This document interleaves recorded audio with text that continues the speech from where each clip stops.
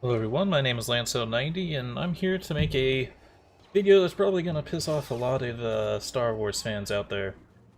But point of this video is that Darth Vader is not very important to the story of Star Wars at all. And you're gonna freak out probably and say that Darth Vader's the most important thing ever, he's the coolest character in Star Wars. He's so important, look how much Disney puts a focus on Darth Vader. But he's not. And I'm gonna get into why right now.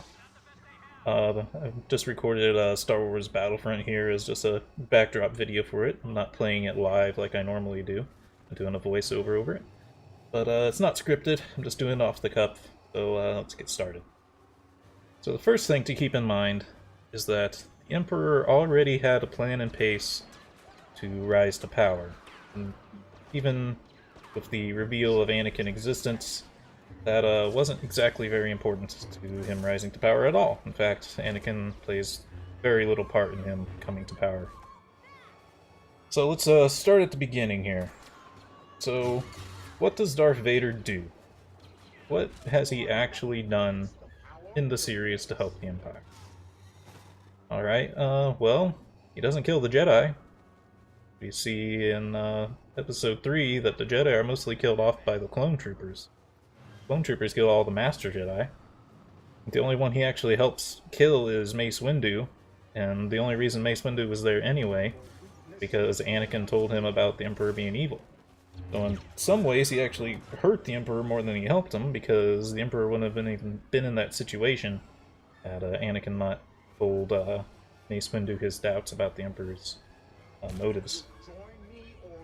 So, he doesn't kill any of the Jedi. He kills the kids, kills the children.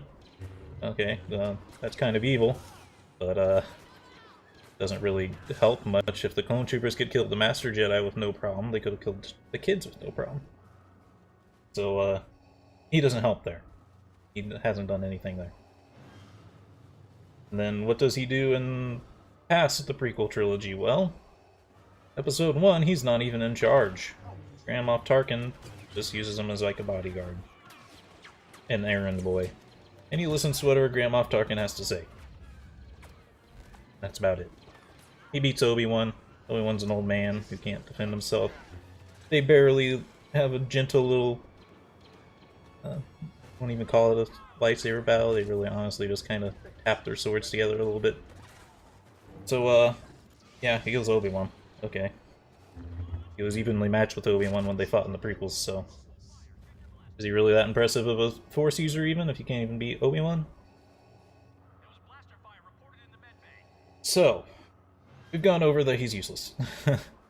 So let's go into the Emperor. The Emperor would have rose to power anyway. The whole story to Episode 1, and a lot of people probably weren't paying really much attention to this because they hated the politics and stuff that was going on in Episode 1, and that's one of the biggest complaints with the prequel trilogy is all the diplomacy and stuff going on. But if you actually listen to it, the whole Trade Federation attacking Naboo and all that was the Emperor's plan. Part of his plan of how he's going to rise to power. So he already had a plan in place to get to power. So regardless of whether or not Anakin shows up, he would have still became the Emperor. And then if he absolutely needed to have a strong Force user to enact his will, he had Darth Maul. Darth Maul was very loyal and very interested in killing the Jedi. He wasn't tormented with doubt like Anakin was. He was already ready to reveal himself to the Jedi. At last we will reveal ourselves to the Jedi, at last we will have our revenge. So Darth Maul could have easily just done what Darth Vader did. Probably better. So even that, Darth Vader doesn't help at all.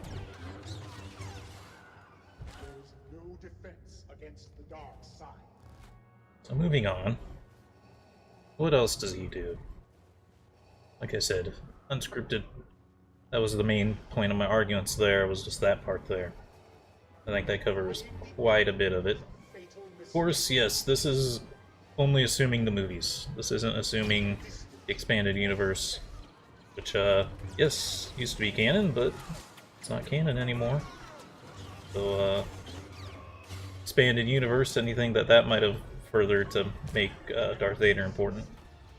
It's not in effect anymore by Disney's own decision. And Disney's the people who love Darth Vader the most. They're making him like Kylo Ren. Oh, Darth Vader. Oh, I wish I was Darth Vader. He was so cool. He wore a mask. That's about all he did. Didn't do much else. He overthrew the Emperor, or helped save Luke from getting killed by the Emperor. Okay, but that's not really dark side. Why the dark side should be happy with Darth Vader and his performance. You should be, if anything, you should be angry at Darth Vader for failing the Emperor. Emperor was much more important to the Empire than Vader was.